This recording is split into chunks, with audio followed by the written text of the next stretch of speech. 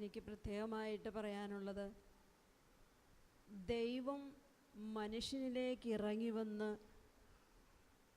മാനുഷികതയെ ദൈവികതയെ കൊണ്ട് നിറച്ച് ദൈവികത കൊണ്ട് ദൈവം തന്നെയായി തീർന്നു കഴിഞ്ഞാൽ, കോണ്ടംപ്ലേഷനിലെ ദൈവത്തിൽ ഐക്യപ്പെട്ട് കഴിഞ്ഞാൽ ഉള്ളിൻ്റെ ഉള്ളിൽ വലിയൊരു സമാധാനം അനുഭവിക്കുവാൻ സാധിക്കും എന്ന് പറഞ്ഞു. ഇടയ്ക്ക് എനിക്ക് സഹനങ്ങൾ, വേദനകൾ, തെറ്റിദ്ധാരണകൾ അല്ലെങ്കിൽ ഇങ്ങനെ സഹനങ്ങളൊക്കെ ഒത്തിരി വരുമ്പോൾ ആദ്യമൊന്നും കുഴപ്പമില്ല, കുറച്ച് കഴിഞ്ഞ് അങ്ങ് സ്വീകരിച്ച് വരുമ്പോൾ ഈശോ പിന്നെയും കൂടുതലായിട്ട് തന്നുകൊണ്ടിരിക്കും. അങ്ങനെ വരുമ്പോൾ ഒരു തിക്കുമുട്ട് പോലെ വരുമ്പോൾ ഒരു ആവലാതിയും ആകുലതയൊക്കെ മനസ്സിൽ കടന്നു വരും.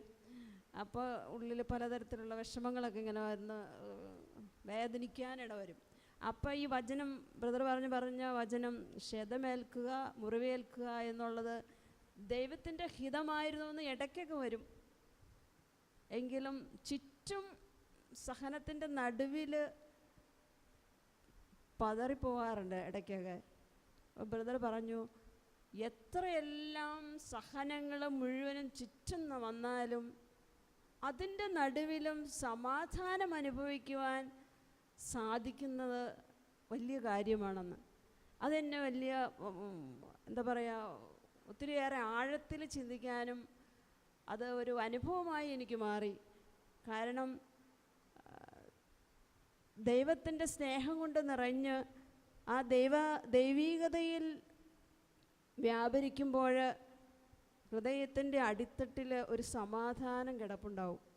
എത്രയെല്ലാം പ്രശ്നങ്ങളിൽ കൂടെ പോയാലും അത് വലിയൊരു ബോധ്യമായിട്ട് എൻ്റെ ജീവിതത്തിലേക്ക് കടന്നു വന്നു.